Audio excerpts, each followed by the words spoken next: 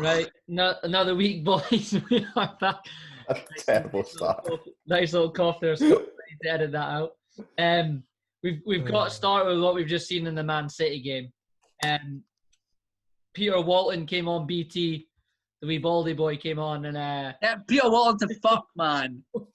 basically claimed that the rule is because Tyrone Mings has deliberately played the ball that Rodri is onside, which I mean I just don't get. I don't understand it, to be honest. Right, mate. Peter Walton's a dick. Man City's a dick. The rest of the dick. That is a shocker. The title, the pressure, the title race. They've paid them. The Abu Dhabi boys have paid them hands down.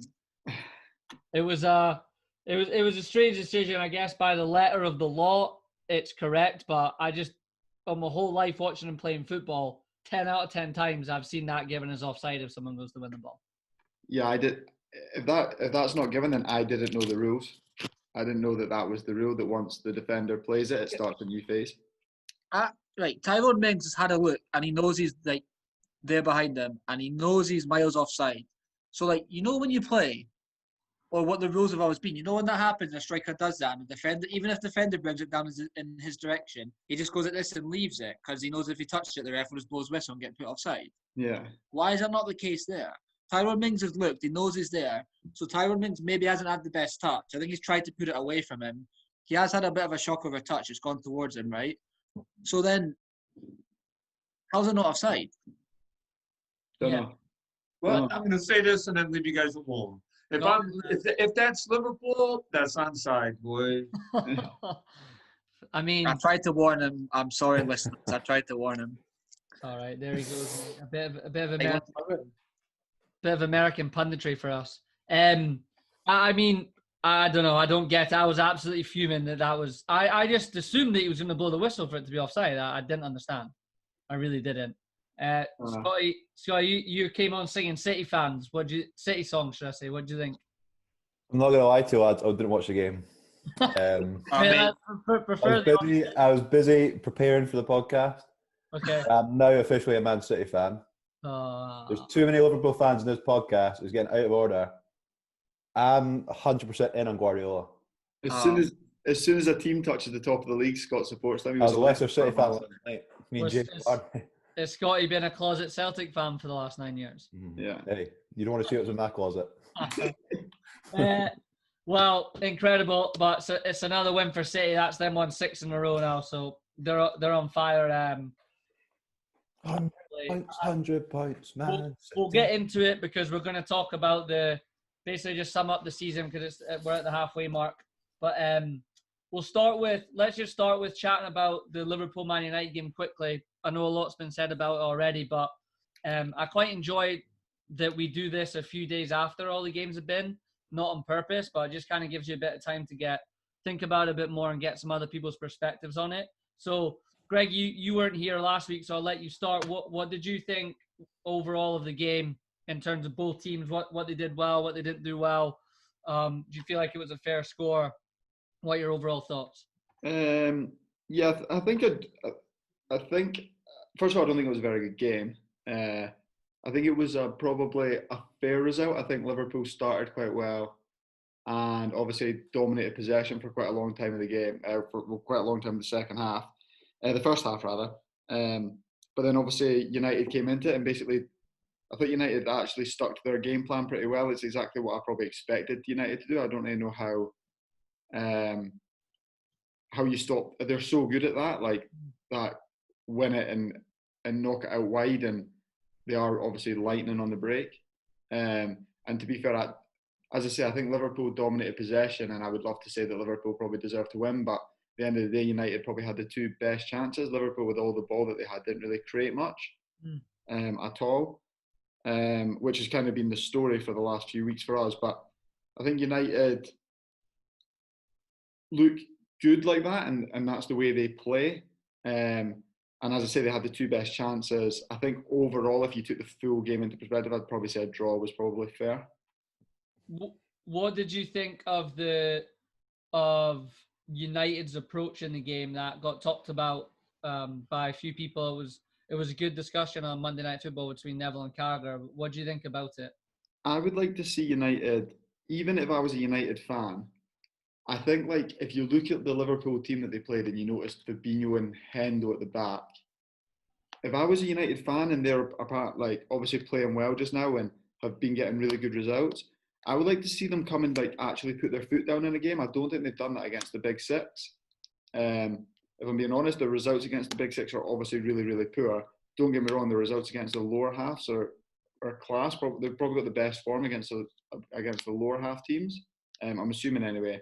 But like, surely if you're a United fan and you've got ambitions of winning the league and you think you're going to win the league, you need to come up and, especially against that Liverpool team, that Liverpool starting 11, try and put your foot down and try and put a marker down as like, all right, we're here to try and win the league and this is us. And I just don't think they offer that at the moment, personally.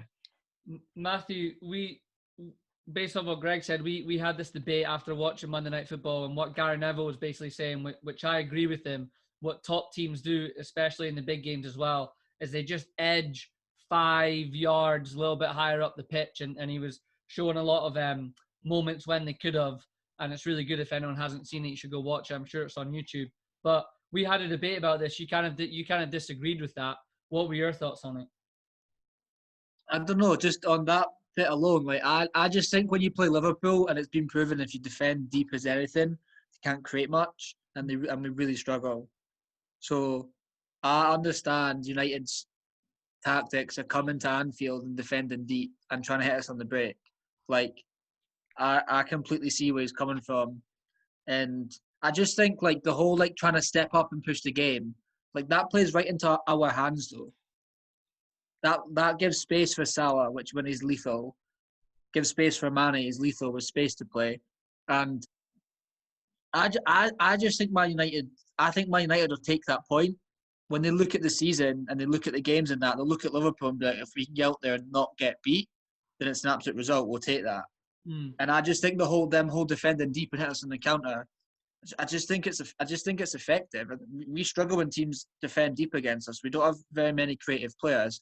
I know we played Thiago and Shaqiri, but I thought they looked leggy. It was like Thiago's he's not very fit. Shaqiri's his first game in a while.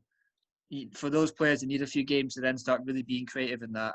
So I just think that, like, I think Man U, I thought they were decent at what they've done. Deserve the point. I think one thing that everyone forgets, because it's easy to remember just now, is that, you know, when Jurgen Klopp first came in at Liverpool and we played, when we first had Salaman and Firmino, we played that. We sat in and we hit teams on the break and we're extremely effective at it. And I agree that I think that it's okay for Man United to do that with the team that they have right now and where they're at.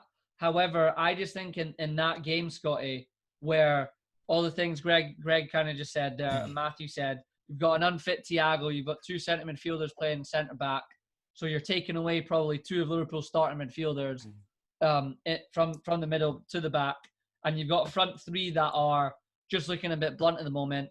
I just feel like you get through the first 30 minutes at Anfield, which is fine, and then I just expected them after that, and certainly as the game went on, to maybe just try and ease forward and push up a little bit, but they didn't.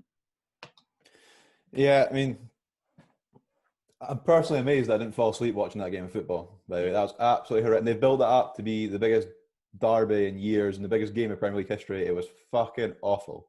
Yeah. What you saw was one team. I called that. I knew it wasn't going to be very good. It was a total stalemate. By the way, I'm now a Man City fan, so I can say this. You've seen one team that were champions in England, and you've seen one team that are fucking nowhere. Yeah. Liverpool, that's a depleted. Solskjaer knew that they had their centre backs were out. They knew they were there for the taking. They knew that Liverpool weren't scoring goals. And you've seen one team absolutely boss the game. You've seen one team that are happy to draw. If Man United were serious about being champions, to play devil's advocate though, I just think if you want to be a title-winning team, then you look at Anfield and you think going there and you getting a point is decent. And that's what But not against this current Liverpool. The way Liverpool are. So that's the only thing that, like, for what I'm saying, to have against what I'm saying, is if you looked at the Liverpool team and the form we're in, then are the 2 things. But I still just think, I know a lot of people are saying, oh, United should have gone for it more. But, like, they got the job done, mate. They went to anyone will take a point at Anfield, anyone, and any title-winning team as well. But what And- United are doing, that's not going to work against the better teams. Yeah, just sit in deep, defend, counter-attack. You'll beat all the shit teams. But that is not working against a better team. You're seeing it. They just go. Look at Matthew. Then, what's your thoughts on the results against the other top 6 teams in terms of they got obviously fair enough. Martial got sent off against Tottenham, but they got pumped. They then drew with City in a boring 0-0. Drew with Chelsea, got beat off Arsenal, drew with us.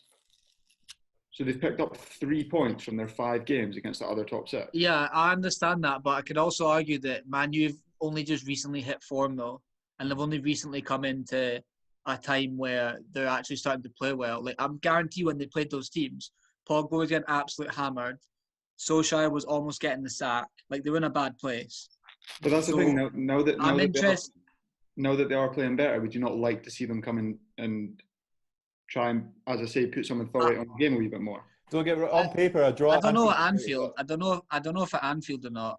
I still think they might have that approach. But I'm interested to see now they've hit a bit of form when they play teams like Chelsea, Tottenham. I'm interested to see what they do in those games. Yeah, I'd agree. But you're going to Anfield. There's not as if there's like 50,000 folk in the cop. Like I know. That Anfield, go and make a statement. Go and win that game. I get that, but Yeah, I think it's like, I think it's just like a point at Anfield. Like that was just their game plan, and it's just pretty new. Like without the whole fan situation, that I think managers are still like just like kind of trying to work that out and seeing if it's still the same type thing. I think for me, now that we're a couple of days removed from the game, at the time during the game, I was really, really surprised that they didn't come at us a bit more, especially once they weathered the first 30 minutes and they got into the second half. I would say, you've already said it, Greg, they definitely had the 2 best chances of the game. Liverpool. Yes! Fulham just scored. Yeah, come on. Lookman just scored. Fulham. I think they had the two best chances in the game. But I think overall Liverpool were the better team. Played on the front foot. What's that? Yeah, Solskjaer sacked. He's fucking useless. Get Solskjaer out, mate. Solskjaer out. But overall, I think we're moving away from it. It's a good result for Man United. Liverpool are unbeaten at Anfield in 68 games, and after that 67. So all the things we're talking about, no fans and everything, I understand too. But I mean, in the context of the situation, should they have gone for it a little bit more? I think so. But like you said, Matthew, you know, depending on how the season finishes for them, whether that's a good point or 2 points missed, we'll see. Something you also understand, which I've thought about a little bit, is like sometimes like Solskjaer might have had slightly different tactics for the team, and sometimes the game just plays in a way where you just can't really react to it, and they might have got stuck a little bit. And sometimes like you plan for like a certain way to play in that, and it doesn't really go that way. So like I know like they didn't counter us as much as they would have liked. I'm sure. I actually can't imagine them hitting. I don't remember them hitting us on too many counterattacks. No, they had a couple of long balls over the top. Maybe in the first half. Yeah. They had a couple of moments where they knocked it around well, and it looked a little bit dodgy. But I was really, really, really impressed with Fabinho again at the back, because he didn't get done for pace. One more thing that I wanted to actually bring up to all three of you that I saw John Barnes and Didi Hamann talking about on social media, which I thought was interesting. And they both said that right now, they're not saying for the future he's new, but they were making the point that, in their opinion, Thiago actually slows the game down too much, which they don't think helps Salah and Mane, who actually want to get released early and get played in early and get played in behind quickly, which I thought was quite interesting, because he does look to play forwards, but I would agree he does kind of like take his touch and have a look, and there's a little moment he doesn't play quickly, but I think that'll come from fitness. I don't know what you guys think about that. I'm just going to put that out there to the group about those thoughts. But Liverpool were struggling to score goals like 2 games before Thiago was back fully fit and playing as well. But they can't all be on Thiago. Right? Yeah, no, but I mean, I don't really understand that at all, because like, so are they basically saying like when we have someone like Henderson and they're playing that position, he plays that pass a little bit quicker. And So- Plays it faster. This is the tweet that John Barnes put. Thiago, who was running the game and was the best player in the first half, I don't think that necessarily helped the front three. Thiago slows the game down. When he slowed it down in tight areas, that is not Mane's game, that is not Salah's game. We are getting used to a new system, but at the moment it's just not quite working. Slowed it down in tight areas. I don't really understand that, but can I also say, like, see when a team was sitting as deep as United with everyone behind the ball, like sometimes when it's that tight, you have to like take a touch and then like assess everything because there's so many people just bunkering in. Like, I think that also has to get played into, like, man, you were literally sitting everyone behind on like the 18-yard box. Like, It was it's just difficult. It was an interesting tweet from them as well. I don't know, Greg, what you think about that, but it was just interesting when I read it. I think so. I think sometimes, like, I know obviously we were going on about fucking Adrian Durham on Talksport as well, and I think sometimes folk just say that, say stuff like that to be controversial. I think I agree with Matthew. I don't necessarily think that, like, Thiago, fair enough, maybe not being at his fittest and that in there, but he's so good on the ball that there's no way that, like, he's definitely not to blame for us, like, creating a lack of chances and whatnot. Wasn't it as if Liverpool were slow against United? United had so many miles behind the ball. It's so hard to create chances. Not as if Yeah, and I think, like, Time will tell. yeah, I would agree. By the way, He's Josh, I only thought, played, is this... 5 games for us. Yes, I'm guys. no Equal boys. I'm no convinced that Thiago is slowing like the game down that much. Like, I mean, he's Just- literally like I don't like Carlo Ancelotti's worked like some unreal midfielders, by the way, and like he almost got in Carlo Ancelotti's like diamond midfield, diamond of midfielders, and like, mate, there's no chance that like he's sitting there and like he's playing too slow in that. Like, I don't know. I don't want to be too quick to judge it. I'll definitely give him a few more weeks, but I'm not having it. Fair. Before we get into the main theme of the podcast, two very quick things to mention. One is Yogi Hughes' Ross County with a massive win at the weekend against Aberdeen. What a Yogi! Love that. One the Yogi. Huge win for them. He's come in and he looks like he's given a bit of a bounce to them, which is good to see. Great character. And then the last thing is, Scotty, is it over yet? Are you gonna admit it? Been over for months, mate. He said it. You're a shy bag, man. He said it. Neil Lennon's press conference was Wait, he's gone. entertainment. I've not seen that yet. I'll watch it tonight, though. You have to watch it, man. He He's just so angry.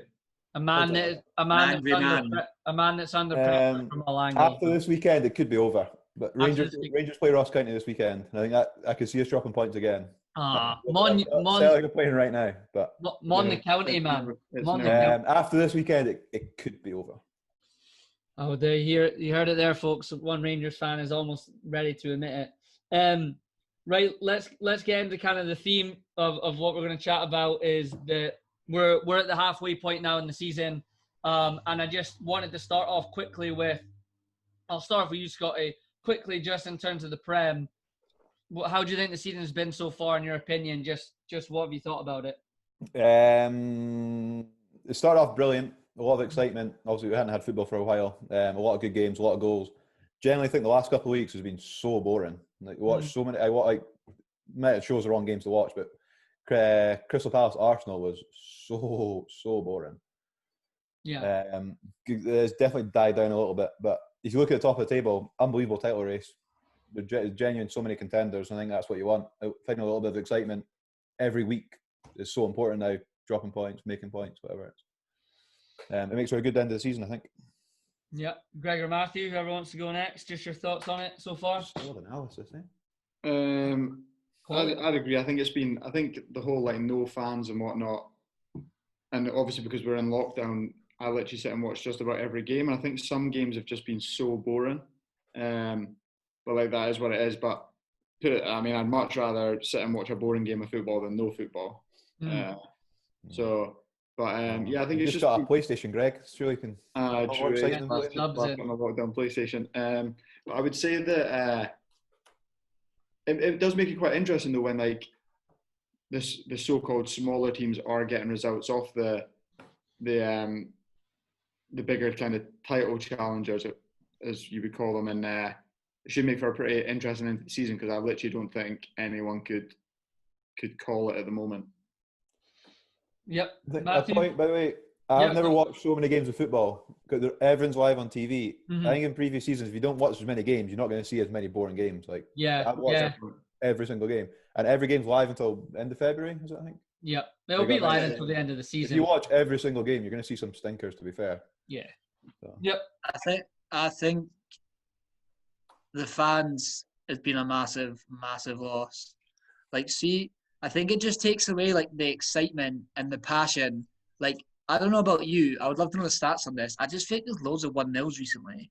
Like, teams just score and then it's like that's when you need the fans to get behind you to go and push for that extra goal or push for the to make it 1-1 or whatever. I don't know. I just think there's definitely been a little bit element of that. But to be fair, like the good thing about it is like there's obviously loads of teams in there with a title race and that, so it's tight as anything. Obviously Liverpool's injuries, and then obviously Man City with the kind of bad form at the start, but they've really hit a good form now. I think it's just made it really interesting. A really interesting league so far. I've actually really enjoyed it. And then also it's an absolute battle down the bottom at the moment. And I know you're going to ask us soon who's going to go down, but to be honest, I've got no idea. And it could be a freak season for some like team to go down. You think, oh wow, and then it also could be a team that wins the league, and you're like, holy shit, I didn't see that. So, been interesting so far. Yeah, I mean, I think the fans has been the biggest thing this season, like you say. I think that's taken a lot of energy out of games, and I think it's actually made it more acceptable. If acceptable is the right word, definitely not easier, but more acceptable for teams to actually sit in and defend for longer in games because the fans are not there, kind of like trying to get you to push up. And I know the flip side of that is when you need a goal late on and it's tight, your fans aren't there to push you on, home or away. But I think it's actually made it. You talk about games being tighter. It's just made teams when they're able to sit in, they just don't have any pressure of the fans kind of wanting to push up a bit, which I think has made it tighter. Scotty. Breaking news: the league's over. Celtic getting beat. Livingston are 1-0 up after. Livy, what up? Wait a minute. Why are Celtic playing Livy again? Because the game got postponed when Celtic went up by another time. And this time it's at Livy. It's at the Tony Macaroni. Tough game, like. With Celtic's full team. League is over. Incredible. But yeah, I mean, I think fans has played the biggest part for me. I think that at the top of the table, Liverpool's injuries have definitely brought them back down a level. Not to say they would have still been at a level with those players, but you would think so. Leicester City have been fantastic this season because the levels dropped down at the top. Other teams have been closer to it. And I've actually, I wanted to kind of make sure we touch on three teams in particular. And one of them I just mentioned there, Leicester. I've been really impressed with them, and I dug into them a little bit more because, you know, they're currently sitting after that Man City win. They're currently sitting second just on goal difference, and you know they've always been in and around the top of the league the last couple of seasons at Christmas, haven't they? Yeah. Which is interesting, and I don't know. I found this quite interesting when I had a look. I kind of just assumed, without really thinking about it, that because they've been in the up there challenging, they've been in the top four. But in the last 5 seasons, they finished first. They won the league 5 years ago. They then finished 12th. They then finished 9th 2 seasons in a row and 5th. So they've actually not been in the top 4 since they won the league, which I didn't even think about. I just thought that was interesting. I thought they were definitely in the Champions League a lot more than that. How long's Rodgers been there? Brendan, I put this down. Brendan Rodgers joined in February 2019. Yeah. So that'll be 2 years now. Mate, Rodgers is class, man. Yeah. Rodgers does not get enough credit. Mate, how good is it developing football players? Like, look, like, Justin's example, that Fofana. Madison. Made Madison class. He's made Castagna. You could probably add, like, Ndidi. Like, you could probably add in loads of little players. How good does he just then make them? You probably have Tielemans. You've made Tielemans better. Yep. He's so good at developing players and like getting the best out of everyone. And I think he deserves way more credit. And like Leicester's just the perfect fit for him. Like just like underdogs, not too much pressure. Go and do your thing.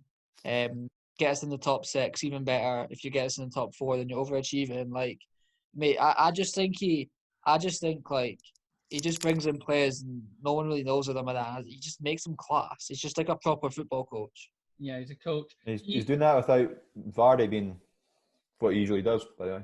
Yeah, Vardy's He's definitely. had 2 big wins the last 2 games without Vardy doing anything. So He has, man. Vardy's getting some niggles. He's getting a bit older. He's overall, because I think this comes into play a lot more these days, and I think it's part of how you have to look at it.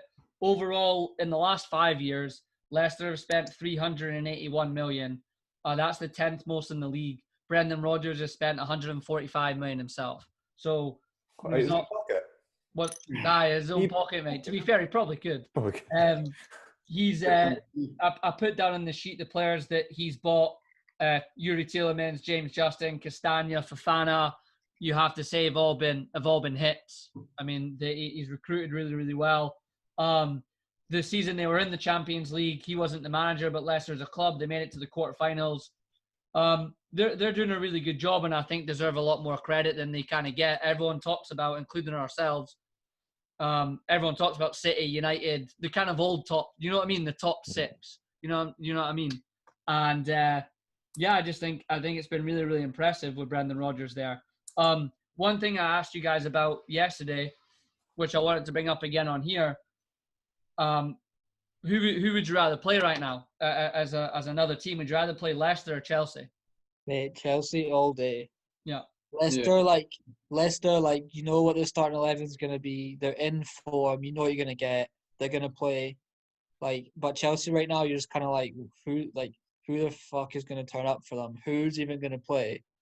And it's like, will they be good or not? Like, will they be firing or not? Like, you don't know. But with Leicester, you know that it's going to be tight and you're in for a game. Yeah, I mean, in my opinion, I texted my mate Liam about this last night. He didn't respond. I hope he doesn't think I was having a dig at him. I wasn't. I was just trying to put it into context, is that, Leicester have got a more experienced manager, right? They've got a more experienced squad in terms of players that have been playing in the Premier League, and they've kind of been there and done it. And Brendan Rodgers has been at Celtic. He's been at Liverpool. He's had other jobs. All that experience, I genuinely think, and we'll do our top 6 predictions in a little bit, but I mean, I think Leicester finish above Frank Lampard's Chelsea, and that's not a dig on Lampard. I just think of all those things I've said, Leicester finish above him. I mean, I was going to say comfortably. I don't know about that, but they do finish above him. I don't know what you guys think. Cavani's just scored 1-1. Bruno hit the post right seconds before it. Today, 1-1. I mean, coach, as you say, we're going to do our top 6s, I think, but I'll give you a clue. I've got Leicester considerably above Chelsea in mine. Yeah, I do as well. In fact, let's just do it, and then we can continue on talking about teams. Why not? Who do you guys want to go first? You want me to go first? You want someone else to go first? You go first, coach. Okay. What, top 6? By the way, have you boys watched Netflix? No. The Night Stalker, that new documentary series. Yeah, the boy does look like Cavani. He's gonna come into your house in the middle of the night and shoot. Oh, wait a minute, Scotty. Scotty, I've not finished it. What? I've not finished it. Spoiler. Spoiler. What happens? There's the murderer. Wait a minute. Wait, are you talking about the detective or the fucking Night Stalker? The Night Stalker. Oh, mate, you fucked it for me now. Oh. I didn't. Yeah, he turns out he ends up signing for Man United. No, it's a great fucking documentary. Like. Don't say anymore. I'm binge watching it right now. Get it finished, Matthew. Come on, mate. He has a great. Well, at least I know when I'm watching it and I'm seeing the boy kick around LA like brutally murdering folk. At least I know he looks like Cavani now. He moves to Paris and plays for PSG for a little bit as well. I just think Cavani. Right, Josh, go top 6. Right, I'll go. Top 6. We don't even need to do them all at the same time. I can name mine, and then we can continue chatting about teams. But we're gonna know who's your number 1, who's your number 2, number 3. I tell you what, let's do reversal, because we always talk about the top teams. Let's do I'll do the bottom 3, and let's chat about that first, because we always do the top of the league. Right. It doesn't have to be in any particular order, boys. If you don't want it to be, I've got it in order. I've got points total in order and everything. I've got it in order. I don't know mine. I've done mine in order. I've not put a points total down, Scotty, but love the commitment. Goal difference and everything, mate. Matthew, have you not done the homework, pal? Yeah. Matthew's not done the- It's all Shocking. in here. It's all in here. Hurry up. Right, I've actually gone for what the bottom three is currently. And I think that's how it is. I've gone Sheffield United to finish rock bottom quite simply because I don't think they have enough going forwards. They don't have enough to get enough goals basically, and which I was actually really surprised by. Pretty sure I wrote it down here. You should get extra points on this homework. Yeah, hold on. They've actually. Show you're working. Sheffield United haven't even conceded the most amount of goals in the league. They're actually fourth for that, which was quite surprising. But they just don't score enough. So I think they go down bottom. I then think West Brom because A, I genuinely think they're really poor, but B, I just really want to see Sam Allardyce get relegated to the team and he takes them over because he annoys me, and because West Brom always get points off. Is that because they took points off Liverpool and no one else? Yeah, massively. And then I've gone for Fulham. I like Scott Parker. I think they've got a bit more bite in them. I think they've got the characteristic of him in the team now, but I just don't think he's experienced enough as a manager. I don't think they're experienced enough as a team compared to, you look at Burnley, who are ahead of them, who've been in the league for a while, and Sean Dyche. You look at Brighton, who I think have got a decent attack. The only team that I considered maybe switching out with Fulham personally was Newcastle, because they're pish. They're absolutely pish. Like, they can't defend, and they've got Callum Wilson, but like, they just don't create any chances. They don't do anything. The gloves are off now. The gloves are off, according to Steve Bruce, and if that was a gloves off the other night against Arsenal, then by God. Get the gloves back on. By the way, I love Newcastle. They're probably actually, if you said I couldn't support Liverpool anymore for whatever reason, I'd have Newcastle as my English team. So I hope they don't go down, but... You can't slag them and then start sticking up for them. Well, I'm just being honest, but that's personally my bottom three. I don't know if you guys have gone for much different, but someone else can take it away if you want to mention what yours are. I'll do mine because mine is some. I think West Brom will go above Fulham, but I still think they'll go down. So I'll put Sheffield United bottom, then Fulham, then West Brom. I think Big Sam will grind out enough points to get above Fulham, but I don't think they'll catch the likes of Burnley and Brighton in that. Do you know West Brom and the team have conceded the most goals this season. They've conceded 43. Have they? Yeah, 43 goals. But Big Sam will secure that up a wee bit. Big Sam has. Do you know who's conceded the second most? Liverpool. Who'd you say, Scotty? Leeds. It is 42 goals they've conceded. All right, Jeff Stelling. I know, mate. Get me on Soccer Saturday when Stelling retires, mate. Soccer. You wish. So, Greg, you've got much in the same. You just switched around West Brom and Fulham. Yeah. Fair. Matthew or Scott? I went Sheffield. Okay. West Brom. Arsenal. No, I went Newcastle. Sheffield, West Brom, Newcastle. What has made you think Fulham will finish higher than Newcastle? Because they were winning 1-0 against Man United. That's what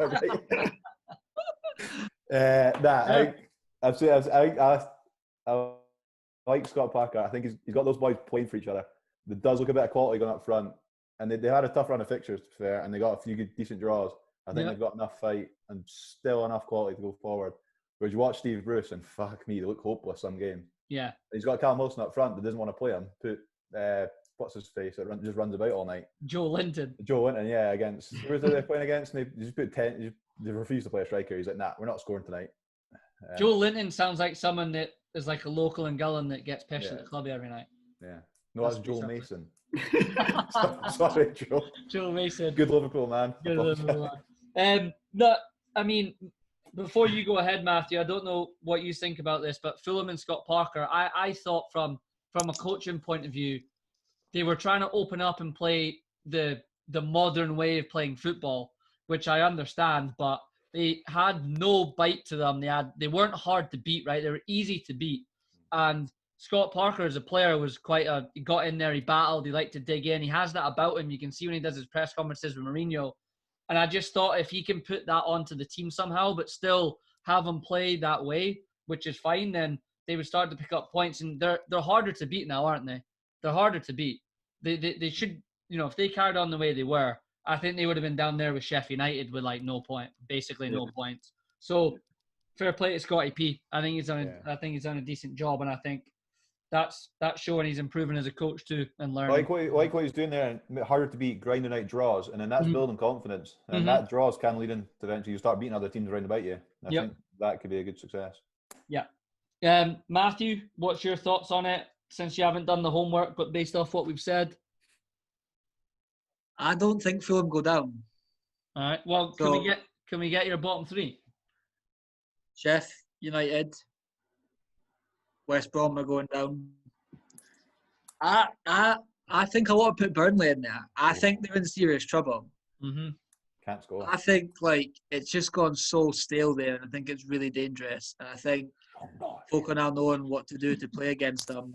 Straight 4-4-2, Wood, Barnes. I just think it's. I'm a little concerned for Burnley, so I'm just gonna try to be a little different here, and I'm gonna go Sheffield United, West Brom, and I think Dyche gets the sack and Fulham and Burnley go down. Are we? Would you put Barnes in your fantasy football team? I was about to say yes or no. You put Ashley Barnes in your team. Fucking gamble, man. Calm down. That was a shocking decision. It's an interest. Watch Burnley beat Liverpool the weekend or tomorrow, whenever it is. It's an interesting point about Matthew. I want to come on to that in a second, but before we do that, are we all in agreement Sheffield United are gone? Yeah, they're gone. Oh yeah. Sheffield United does he get sacked? When does he get sacked? Or does he get sacked? They might as well start playing championship now. They'll give him the year. Here's my genuine opinion on that, right? Is they clearly massively overachieved last season. Massively overachieved, and God knows how they did it looking at them now. I think with that squad, they should have been fighting relegation last season anyway. They weren't, for reasons I can't explain, and I don't think anybody can. And now they are, and they're down the bottom. And I don't think you sack him. I don't think you sack him because he got them up there. He did that well. I think they're playing at the level now. And what we talk about expectations, not risen so much. You can't keep someone because they done well last season. They're sitting rock bottom. They're doing absolutely shocking. Yeah, but do you not think that they probably should be there? Yeah, the board of directors aren't going to go, he probably should be bottom because we're shite. Actually, but this is what we talked about last week, right? Like expectations and context. I mean, they just so massively overachieved that. But then surely are they underachieving this year then by a little bit? Because nobody wants to get relegated or expects to get relegated. Surely. I mean, to be that bad at the bottom of the table, yes. But if you look at that team should be fighting relegation. Yeah, that team should be in the bottom three, 100%. If you look at all the other teams in the Prem, that team should be in the bottom three. That team is, let's do it right now. That is a worse team than Burnley. That is a worse team than Brighton. That is a worse team than Newcastle because at least Newcastle have someone like Callum Wilson who can nick you some goals, which is huge, right? And I actually don't mind Newcastle's keeper, and I think they have a couple of decent centre-backs. And then after that, you hit Wolves who are on a different level, but that team's worse than 14. What's that? Wolves are 14. Yeah. We're gonna chat. We're gonna chat about Wolves. A bad few games. But yeah, just heads up. My laptop's on 10% here. Just plug it in when you're not talking, and unplug it when you are. Just mind if it's a delay, then you know why.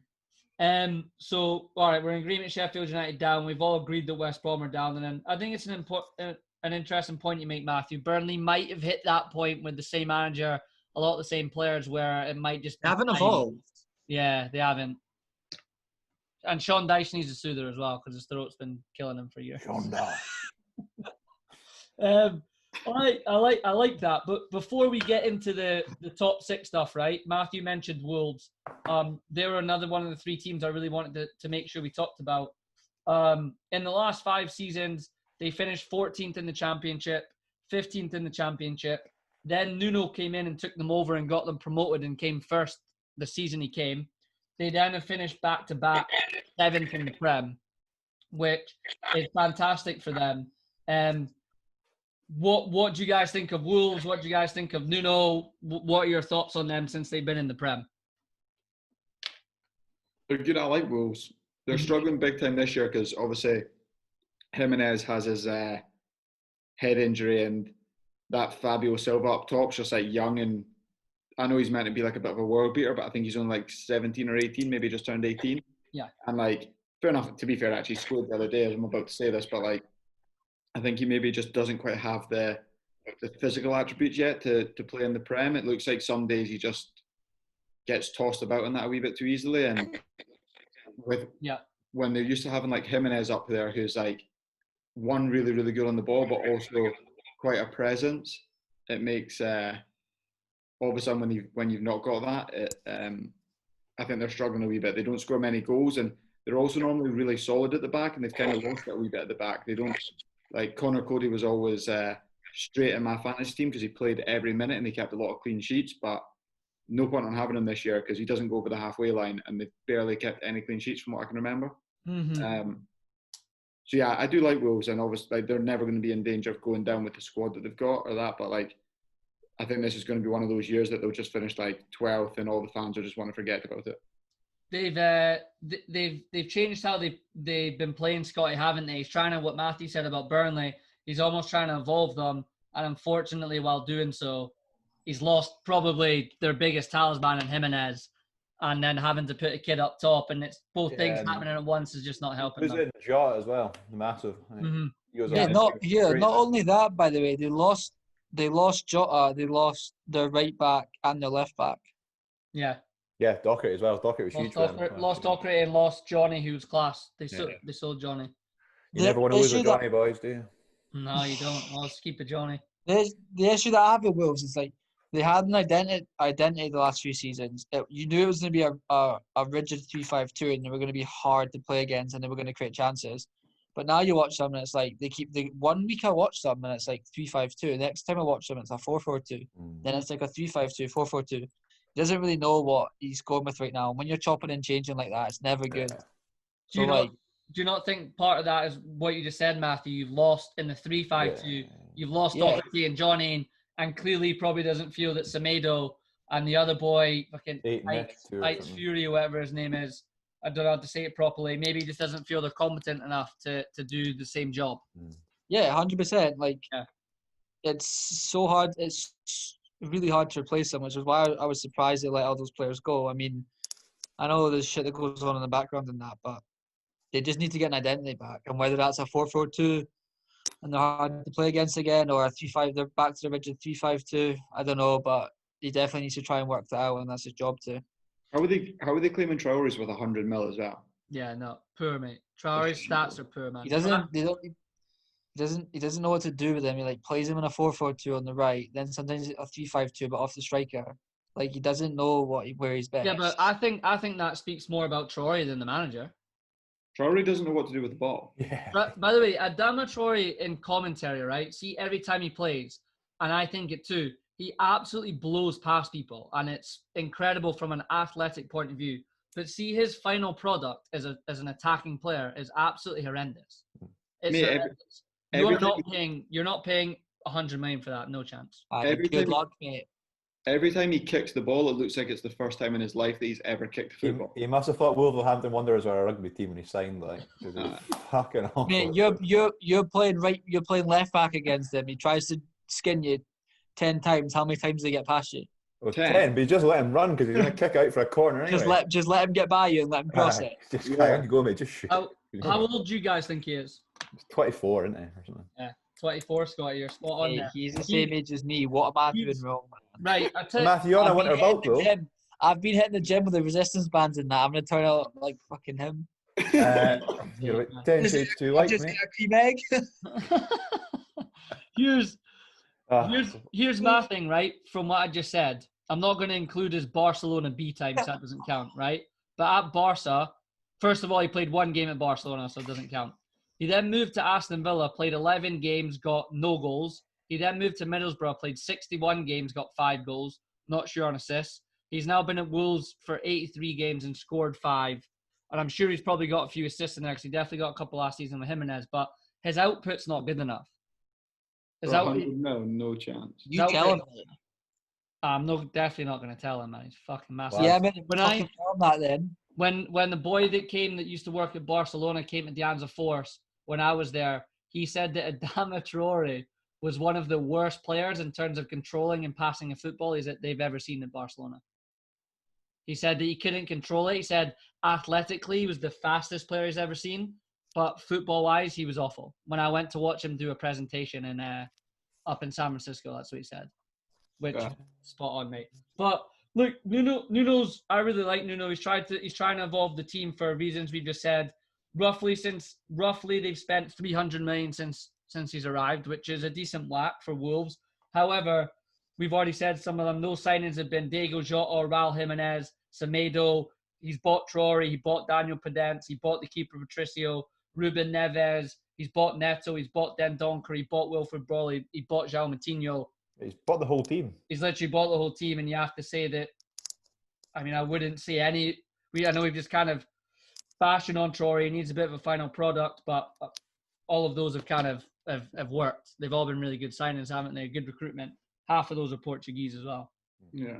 Again, everyone's Portuguese that team, but they're doing decent. What did we say? They're 14th right now. They've had a bad run Yeah. the last 3 or 4 games, haven't they? Yeah. Are you guys expecting them to finish as high as 7th this season, or do you think they'll finish a bit lower? Nah, No chance. No. they finish top 10 will be respectable, I think. 9 or 10. Losing Jimenez, you can't understand the impact that has on the whole team, does it? Yeah. Especially the way he went out, a horrible accident and stuff. I agree, man. Yeah, if they I get agree. top 10 and regroup next year. Just because I think it's the fair thing to do, the league's back on Sky. It's Yeah, no, it's back on. I know. Back on. League's back. It's on and off. Cancel the podcast. What, it's 2-1 Celtic? Yeah. Who scored? Niar Biton. And Beaton. Happening, Always good at Beaton. first. What's happening, Biton? Happening, Beaton. Before we do the top 6 and have a final discussion on that, last team I really wanted to touch on was Southampton. My second favourite manager in world football behind Jurgen Klopp is Big Ralphie. Absolutely love him to death, man. I've loved that guy for the last 2 years. I think he's brilliant. Thought he was a bit over the top when he broke down in tears when they beat Liverpool, but Shocking. I know. But What's all that about? Josh, you were in tears when they beat Liverpool as well. but yeah, that's because my team got beat though. I love. He needs to get a Ralphie. grip himself. I love Ralphie. What do you think? What do you think of Big Ralph in terms of what he's done at Southampton? I don't think I like him as much as you, Josh, but work. See, they've got an identity. You know it's going to be a 4-4-2, and you know it's going to be fucking tough to play against. And Ings, what a player, by the way. Here, by the way, weird thought here. Do you think if Danny Ings stayed longer and didn't get injured much, he would have done really well at Liverpool? Yeah, he suits Liverpool right now. Yeah, probably. This is not a Look Liverpool podcast, Matthew. Mm-hmm. This is But a maybe- general Anyway. podcast. He suits Southampton. Hey, the Southampton manager reminds me of the boy from Shrek. Which one? Lord Farquaad. Yeah. I don't think he doesn't look like Lord No. Farquaad. He's He talks 6 like foot it. taller. Oh, the way he talks, yeah, the way he talks. He He's got the Wait, I soft, watch how he's got the softest voice in the Yeah. world, man. But he's massive as well. He's got such a soft It's voice. huge. He's so big. Yeah, I get it. Big green ogre. Get the voice up, mate. By the way, in the last 5 seasons, Southampton have finished 6th, 8th, 17th, 16th, 11th. So I think if he can break that top 10 spot, and honestly, I potentially could see them finishing 7th. I think that would be fat class for them. I think people were talking. Obviously, Southampton have been selling their players for a while, and people were even at one point talking about them maybe going down. And they obviously got scudded 9-0 off Leicester, even when he took over. And then he's obviously turned around. I think they're class. I like the way they play in that. I do. I really like him, as I've stated a lot. He's only spent 49 million since he's been there roughly. He himself has only signed Danny Ings, Shea Adams, and that Gineppo. They're the only 3 players he signed. So goes to show they've had a really good squad for a while. Southampton. And he's coached a lot. He's also coached as well. They play a good high intensity and they can pass it about a lot. Yeah. He's a well-drilled team. So. He was the guy that took Red Bull Leipzig up to the Bundesliga, had Timo Werner in that, and finished 2nd in his first season with them. So he's a really, really good manager. I like Southampton. I'm actually, now that we've been talking about them, I'm considering changing one of my top 6 spots, but I don't know if they'll finish that high up. So I did my bottom three first. Who wants to do their top six first? I'll go first. Go on, Greggy. Just going from champions first. Yeah, go sixth to first. Okay. Go sixth. So in sixth, I've gone Everton. Okay. Just because your dad's a Scouser. Nah, because I hate Everton. But no, I think they're decent. I think they'll pick up quite a few points, and they're obviously doing well. I think they've got a game in hand on Liverpool. And if they win it, they go same point as us. So I've gone Everton sixth. I've then gone Spurs in fifth. I think Spurs dropped too many points that they shouldn't drop. But they also hammer some teams. But I think they dropped too many points that they shouldn't. I've then gone Leicester in fourth. I think Leicester will get top four this year. I've then gone controversial. I actually changed this. I've gone Liverpool in third. I think depleted squad, not playing very well at the moment, dropping too many points against teams that we should beat. I think we'll still pick up enough points along the way and more players coming back from injury. But I think we'll finish third, which means I think United will finish second. And I think City will run away with it. I reckon City win it by at least 10 points. Interesting. Yeah. Very interesting, Greggy. I floated with the idea of putting Everton in sixth as well, because I think what they do have is an absolute world-class manager that actually, I forget who it was that was saying it. I don't know if it was on Soccer Saturday. They made a really good point that even when things aren't going well, because he's won so much, you've got full belief in him. So I like that shout of Everton six. So sorry, you didn't name Chelsea at all in your top six there. No, I think Chelsea will finish seventh. You don't think Chelsea finished in the top six? Very, very interesting. Scotty or Matthew, when you guys want to go next? Scotty, you go. Number 6, I've got Aston Villa. I know. I like that. I like it. I think they've got. I did write this at half-time in the Man City game as well. I think they've got a good chance, though, mate. I do. Yeah, I think Aston Villa. If they stop getting COVID, they'll be fine. Yeah. Fifth, sadly, I've gone Spurs. Okay. Leicester, Man United, Liverpool, and then my Man City. Man City, fuck's sake. Aston Villa's a good shout, mate. Yeah. I like that. But I knew nobody else was going to put them in it, and I need to be a bit controversial here. But Yeah. I think they'll get more points than seventh. So I like that. Matthew, what are you thinking? Analysis, top Merson's levels that. All right, I'm going Everton in 6. Okay. I think they'll have James and Calvert-Lewin and that come back, and Digne and whoever else, and I think that should do all right. I think they've weathered the storm of having like the bad injury of the bad patch of injuries, and they've actually really impressed me, and they've not slipped away. So I think they'll stay in 6. Then I'm gonna go. Shit. This is all right. I'm gonna go Everton in 6, and then I'm gonna go Leicester in 5th. Okay. Then I'm just gonna look at the go. league table, right? I know. Nah, I know what it is, but just I'm thinking about it as I go because I want to make sure of that. Yeah. What have I got? Everton, Leicester. Christ. I'm then gonna go United in 4th. Okay. And I'm gonna go Liverpool in 3rd. I'm then gonna go Tottenham in 2nd, and I'm then gonna go. I think City comfortably win the league. Interesting. Sorry, who did you say you put 4th? United. What's your thinking behind that? Spurs going to finish that high above Man United? They'll be the 4th best team in the league. Fucking obviously, mate. Why do you think Spurs will finish? Spurs second is controversial. Yeah, so let's start with Man United, and we can chat about it. What our own thoughts are. Why have you put Man United 4th? Now, I'm not saying you're wrong. I'm just disinterested in why have you put Man United 4th.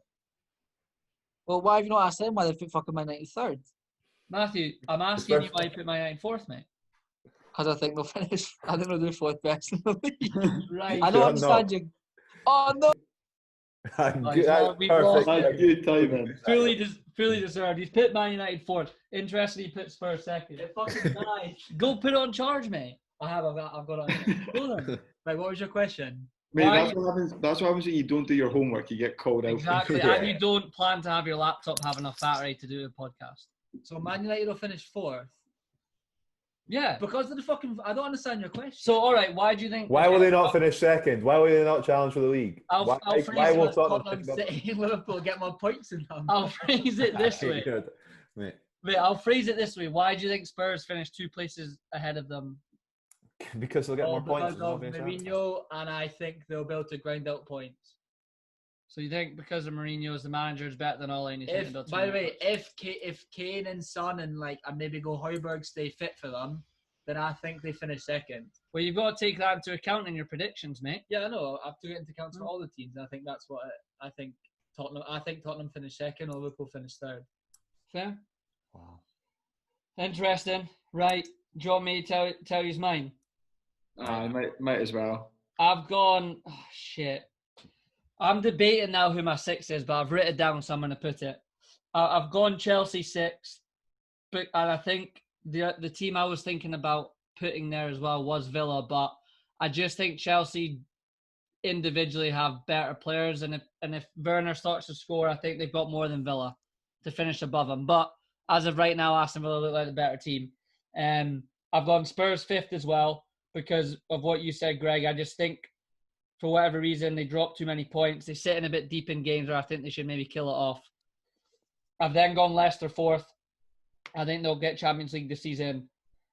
I couldn't put Man United above Liverpool. I've got Man United 3rd, but just because my heart says Liverpool 2nd, my head says Man United 2nd, but I've gone with my heart. Man United 3rd, Liverpool 2nd, and I think we're starting to see Man City to move now 1-6 in a row. I think you said it the other day, Greg. We could turn around at some point and Man City could just randomly be like 9-10 points in the head, and you're like, where did that come from? I think they've got the depth to do it. They've got. If you look at their run of fixtures as well, I think there's a fair chance that they probably win their next like 5 or 6 games. Yeah. Especially after beating Villa tonight. I think Villa, and then they've got about 4 easy games, and then they maybe play us away. My only thing with City is if it's really, really, really tight and they're really needing to win games. I've watched the last few games and they create so many chances, but they don't have that striker in the box, i.e. Sergio Aguero, that takes them all the time. And that's the only thing that I think might stop them from comfortably clinching first. I think that actually it's better for the league if Aguero doesn't get back firing because it'll make it closer. If he comes back and he's fit and firing, I think they run away with it. That's what's so impressive about City the last 6 games. They've done it without a striker. Yeah, they have. Destroyed Palace without a striker. I feel like none of the top 4 right now even have a good striker. And Liverpool can't score. It's all about De Bruyne, Fernandes. It's all about like none of the Madison's been doing it for Madison. It's all about those kind of players at the moment. It's not really like the striker that's like. Tottenham's like the only one with Kane, but then Kane's playing so deep. I think Kane will boss it, man. So we all think City will win it. We're pretty confident in that right now. My concern as a Liverpool fan, it's so tight. You chuck Aston Villa into that mix of 6 or 7 teams. I don't think Southampton quite have enough to push into that. You chuck Villa into there who look good. There's a small part of me that think like Liverpool need to watch their backs to get into top 4 here. Yeah, I'd agree. It's one of those seasons. It could happen. Yeah, I think it'll end up being so tight. There are a couple of games towards the end. Oh God, I'd never hear the end of it from everyone if that happened. It'd be a disaster. Well, the podcast will be cancelled for next year. Yeah, it would. It would be cancelled. So, Matthew, you've got Spurs 2nd. Matthew, can you read out your top 4 again, please? Sorry, say that again. My laptop's thinking. Can you read out your top 4 again, please? I've gone City, Tottenham, Liverpool, Man United. Man United. 1994. I'm very, very intrigued that you think Mourinho's good. Do you think because of Mourinho's experience, obviously, that's going to propel him above Liverpool, United, and the rest, bar City. I also think their squad's decent, and I think he's sorted the right and left back problems at the club. I think he's done class there, and I'm loving the Højbjerg signing. They finally got a solid defensive midfielder, and I just think that I think they'll do well.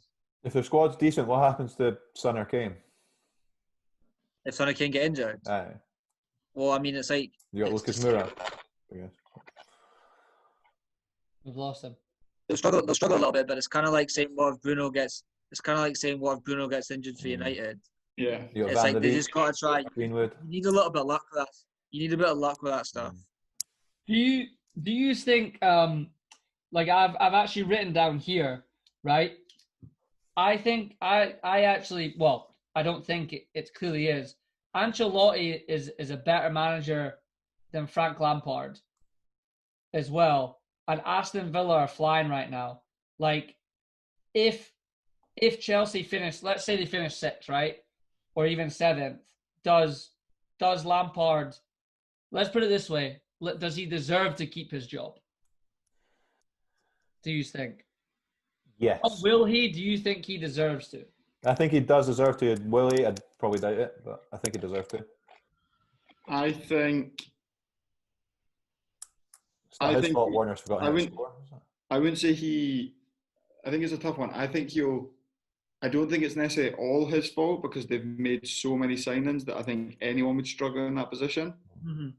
However, at the end of the day, it all falls on the managers. It always does, and I don't think he'll keep his job. It's a great point, Greg. So if he goes to Abramovich to keep his job, and he says, "Look, I've spent all this money on all these players, and I still don't know my best 11. Can I keep my job?" There's absolutely no chance Abramovich lets him keep it as a. Yeah. He still doesn't know starting 11. Every single week they put in a team out. You're like, wow, how you changed it again and again and again.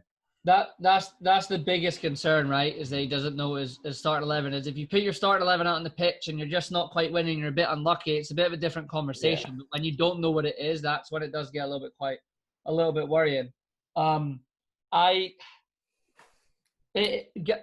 Jamie Carragher and Guy Neville were chatting about Phil Neville getting the Inter Miami job on Monday Night Football, and Carragher made a really good point about, in his opinion, what managers should do, or if you want to be a manager, what you should do, and that is gain a load of experience, kind of almost out the spotlight. And they're saying what Phil Neville's done and everywhere he's been, because he generally wants to be a manager, that, you know, doing all these different jobs and kind of not really being in the spotlight, you know, big time, right? Yeah. And learning from all these things that eventually when you do take that job that's in the spotlight, you have so much experience in. As great as Frank Lampard was as a player, I like him. I like the way he talks as a manager, but he's having to learn at a club that is renowned for sacking their managers, and also having spent a lot. He's in the spotlight massively.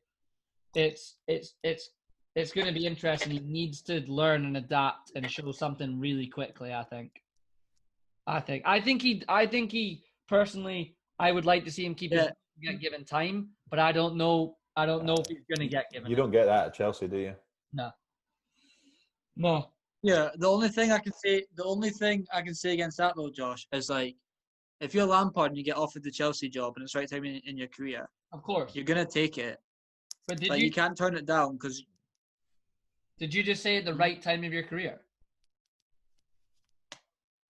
Okay, sorry, and take that out of the equation. Just if you get offered that job, and you're Lampard, right, you can't say no to it. I completely agree, because it might never come around again. Especially when he knew he was getting the It money. might never and he was come gonna around make again. signings. Same with Solskjaer. You can't like I get what you're saying, but are you then saying for Lampard to say no to it and then try to come around to it later, because it might not be available later. Someone might get it, they might do well for 4 years. I'm not saying no. I'm saying it's a hell of a lot harder to learn your trade in the spotlight like that. A hell of a lot harder. I think Lampard's the kind of guy though that relishes challenges and is an absolute grafter. And I just can't see someone like special Lampard with Chelsea being like, it's a once in a lifetime opportunity. Gerrard's doing the same thing at Rangers, and arguably more pressure, and is working. But it just shows you that's management, though. Sometimes it might just not work. But if you're Lampard, you get offered that job, you get offered all the money, you're going to get offered to make these signings. Surely he's going to think that's going to be an easy job. It also suited Chelsea as well because obviously they had the transfer ban and that at the Yeah. time. Yeah. Like, go and sign Timo Werner, one of the best strikers in the world. Yes, please. That ends Yeah. up. I do. There's also a weird part of me because I knew that we're done. It better be a good point if it's shite then. We're back live, boys. Oh, All right, that's fine. little technical difficulties there. Can't even speak. Fucking couple of glasses of wine in. I was just gonna say that I've got a weird feeling after seeing Brendan Rodgers do it with Liverpool. He thrives off momentum, and Leicester look really sharp right now. They're a wee dark horse to potentially do it again. But Too emotionally involved. Too much social media in your life. You're on the bandwagon again. You don't I'm keep not. Vardy fit. It's two good games. No, but he lives off of momentum though, and I just think that I've seen it, and I just think Leicester live off momentum, and you never know. It's just a weird season. They don't keep Vardy fit. I bet you. Fucking Mystic Meg over here, mate. I don't think Vardy stays fit for the whole season. I don't know if he can play the whole season. Mystic Matt. That's a great Mystic shout when he got injured in the last game and came off. That's fucking brilliant. Cheers. Oh, did he? Great. I didn't know that. But listen, I think that's about it for what I wanted to chat about, boys. I don't know if you have got anything else you want to add about that. We've given our top Who's six. the first manager to get sacked? Hey, what a question. Great question. I think Slaven Bilic because he's already gone. Yeah. That was great, yeah. Who's Who's the the next second manager manager? to get sacked? mate, I want a question. Who? Mate, I reckon Steve Bruce goes before the end of the season. Ooh, if they had fans at Newcastle, he'd be gone by now. I don't know if like the owner gives a shit that much to sack him. You know what? I don't know if anybody actually goes. I don't know if anyone. Graham Potter. Nah, they just give him a big contract. I don't know if anyone gets sacked. I tell you one thing actually I was going to ask you boys that we'll finish off on is who has been your player of the season so far? Bruno. For whatever reason. Bruno for Greggy. Mayo. Anguissa. Fucking hell. Hey, you might be on a weak ban actually. Do you even know who he plays for? Go on. Yeah. Well, mate, he's good, eh? Did he not get the assist today for Lookman? Oh, I hope so, mate. Yeah, What a player. I'm just joking. Player, it's gonna go Bruno, eh? It will be Bruno. Jack Grealish. I just mean so far. I'm talking shout, personally so far. Yeah. Do you know what? I'm gonna just go for the sake of being different because I had three in my head. One was Bruno, one was Grealish. I'm gonna go Ruben Dias because I think he's completely solidified that City back four, and I think that's actually pushed them back up a level again. So far, I think he's been my player of the season. But yeah, I mean, I don't think you can deny the impact Bruno's had. And for me, Grealish has always been. I felt like he's needed to stand out more in games, and he's standing out every single game he plays in. So any three of those I'd accept. But I think that's it, lads. I think we're good. I think that's another good chat. We can get away and we can go watch maybe Celtic get beat by Livy. Hopefully, if they bring it back, and United get beat by Fulham. Who knows? But Still happening, mate. thanks again, boys. Cheers. I appreciate you doing it. Cheers, boys. Cheers, All right, later. Bye. Next week.